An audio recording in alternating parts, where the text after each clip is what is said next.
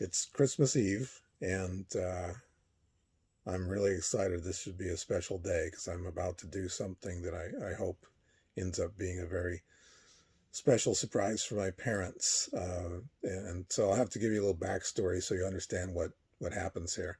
Um, so my father has always been a hot rodder from a very young age, always interested in cars and boats and motorcycles and really anything that has an engine. And so he also has been a worker and a saver ever since he was a little kid. He had a paper route when he was, I think, before he was 10 years old, saved his money, uh, ended up buying a lawnmower with the money he saved from the paper route, and then started mowing lawns around the neighborhood and making money that way. And eventually, when he was in high school, he worked for a machine shop and saved all of his paychecks, literally saved them in a drawer, didn't even deposit them in the bank. And when he graduated from high school in 1959, he was able to buy a 1959 El Camino, and that was really his pride and joy. It had a 348 engine and tri-power, which is what Chevrolet called 3 2-barrel carburetor setup straight from the factory. And so that was his hot rod. And about that time, he also started dating my mother, who happened to be his next door neighbor, which is a whole other story. Um, but that was the car that he had fun with, took it to the drag strip, and, Southern California car culture at the time was a big thing. And so a couple years later, he and my mother ended up getting married, and very quickly after that, they were expecting a child. That was me. And so an El Camino with a single bench seat was not a practical family car. And so he was going to have to get rid of that hot rod. And so my mother said, we need a station wagon. We're going to have more kids. So he decided that if he was going to have to get rid of his hot rod and drive a station wagon, that it was going to at least be something that he could still enjoy as a performance car. And so they decided to get a brand new 1964 Plymouth Fury station wagon. Now, that car was in the brochure, it listed as an available 383 engine, and also an option was a 4-speed transmission, and that's what he wanted.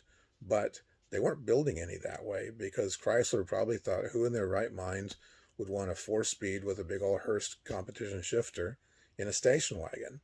So it was in the catalog, and they were able to place a factory special order for the car configured that way. Well, they had to wait literally a year for that car to be built. And apparently, according to my dad, I think he said that they had to pull it off the factory assembly line and modify the transmission tunnel just to accommodate the 4-speed and the shifter. But they did take delivery of that car, and that ended up becoming our family car. It was a hot rod station wagon. And he actually did take it to the drag strip a couple times, and I think he ran in the low 14s in the quarter mile, which was a very respectable time for a stock daily driven car on bias ply tires back in that day. So that was our hot rod wagon. It was also our family car, and we had lots of memories in that car. We drove to Ohio from Los Angeles and back. We just did all kinds of things, and that car was part of it. Two of my younger brothers, they came home from the hospital in that car. It was part of our lives. So fast forward to 1972. Gas is getting very expensive, and that car ate gas. Also, the one flaw in that car is that they ordered it without air conditioning. They lived in Los Angeles. It didn't get that hot. Air conditioning wasn't a necessity.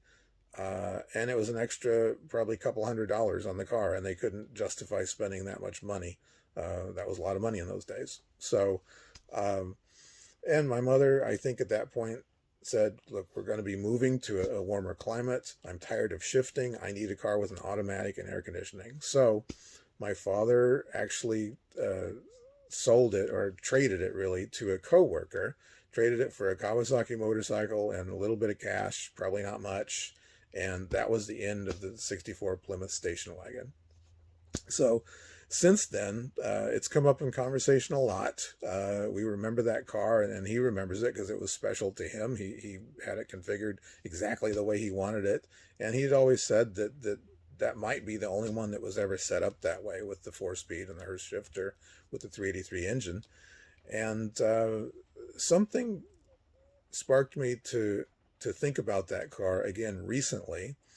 And I did an internet search, and lo and behold, I found a 1964 Plymouth Fury Station Wagon that sold at auction a year ago. And somebody had done a full nuts and bolts restoration on the car.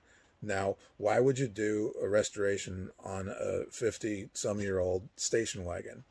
Because they also had a Chrysler historian who researched the VIN number and the car and has certified that that car is the only one that they could find that was ever built with a 383 engine and a 4-speed transmission. So that's our car. That's the one.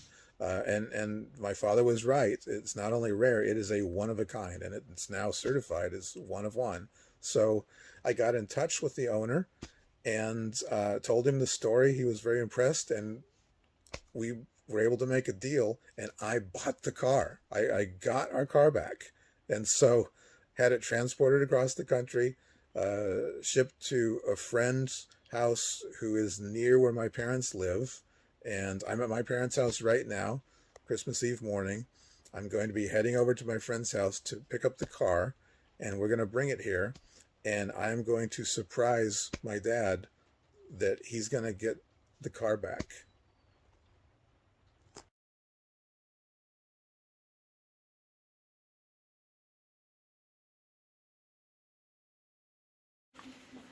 So there's been so much talk about the Plymouth that I found an original brochure for the 64 Plymouth.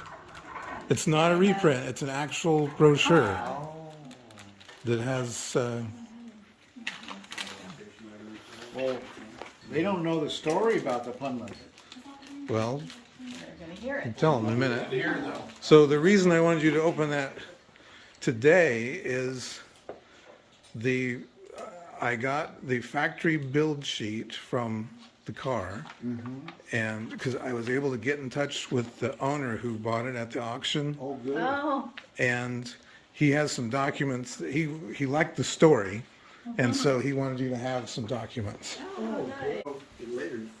He said that since you were the one who ordered that car, that you should at least have some memento of it. that. And so the production date of the car is December 24th, 1963. That's when it started production. So 58 years ago today, yeah. this is the birthday of the car. Yeah. The exact unit? So there's your factory build sheet. The VIN? And this is from Galen's Registry. That's a Chrysler historian. And Where is it now? he certifies that car is a one of one. That it's the only one from the Los Angeles plant that ever had a 4-speed transmission. 4 and 4. So it is worth something. See, I ordered it, but I didn't want to have a push button automatic. I wanted the 4-speed. And it's the first year they have the Chrysler 4-speed, not the Muncie Chevy 4-speeds that we used to tear up. So I ordered it, and the car never came. It didn't came from Bainey Chrysler in Crenshaw. And I kept calling on it. Where's my car? Where's my car? Oh, we'll give you your money back. No, I want the car. Yeah. So finally, I got the car. And then the excuse was it was manufactured in Los Angeles, or at the plant there. They had to hand cut the floorboards because they never made a station wagon for a four-speed. What'd you pay for it new? $3,300. $3,300. And we didn't have seat belts installed because they cost $14 more. But you were getting those belts from NCR at the time. Well, no, he bought the right color ones and everything for like $10 a belt, and he put them in. But To that- save $4 on each belt.